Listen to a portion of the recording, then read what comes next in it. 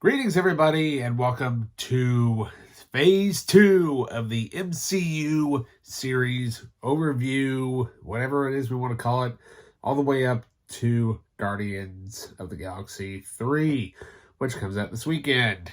Can't wait. So let's start things off here with a bang. That's right. So we had a big old team up last time around with the Avengers. So they decide, well, we need to continue the story, but since everybody kind of split off and went their own way, such an amazing start to a great series. So let's continue on, shall we? First thing off, we got ourselves another Iron Man movie. That's right. We got the third film in the series. Right here. And with that, Robert Downey Jr. comes back, but the teaser, when that came out, made it seem like we were going to go a little more darker route. Yeah.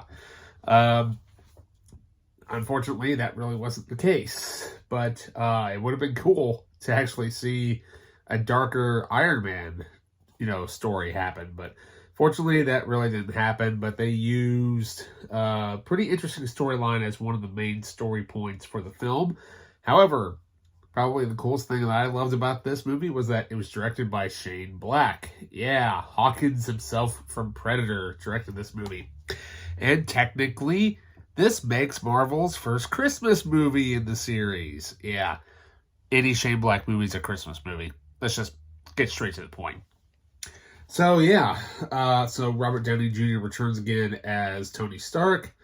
Gwyneth Paltrow as Pepper Potts.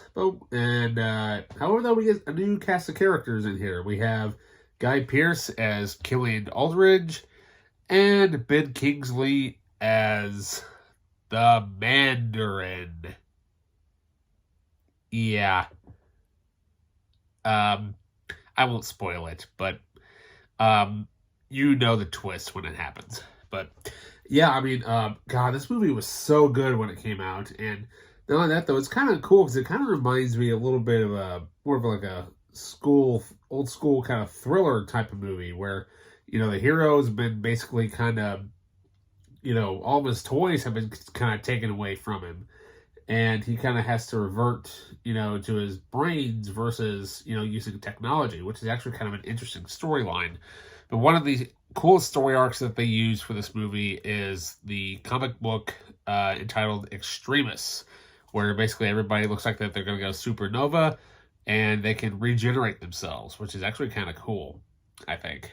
But so yeah, I mean, this movie was so awesome, and not only that, Shane Black really brought out Robert Downey Jr.'s acting in this movie because but he does some stuff in this movie that, we haven't really seen, Tony Stark do before. He uses, normal weapons for once versus using the hand cannons in the Iron Man outfit. But, what can I say? I mean, pretty decent movie for what it was, top of that, so we have, basically the usual, the blue disc and the gray disc for, Iron Man 3. Everything's basically, on the DVD and the Blu-ray. However, though, the score this time was composed by a really awesome composer by the name of Brian Tyler, who has done tons of great scores, including tons of the Fast and Furious franchise, the majority of them, as well as 2008's Rambo. Thank God he paid that huge homage to Jerry Goldsmith in that score.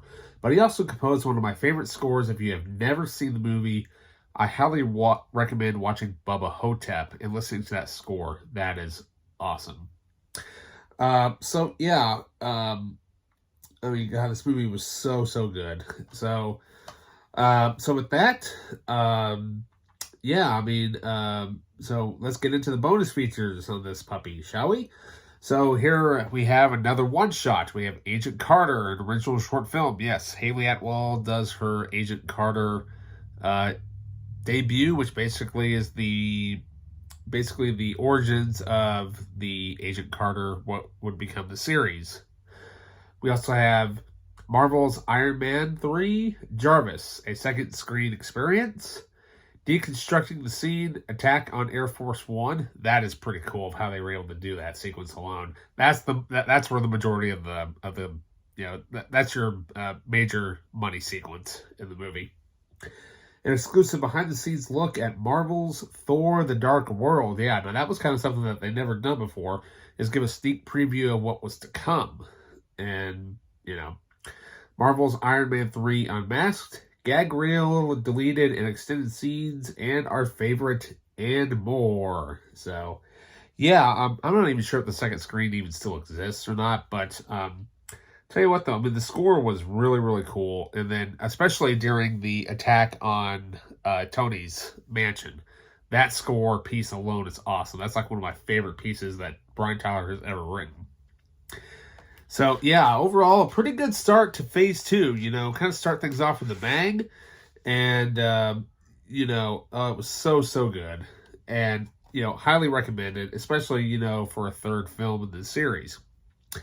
So up next, they kind of led the way of what was to come with that special sneak preview, which is what we'll talk about next time here on the Media Files.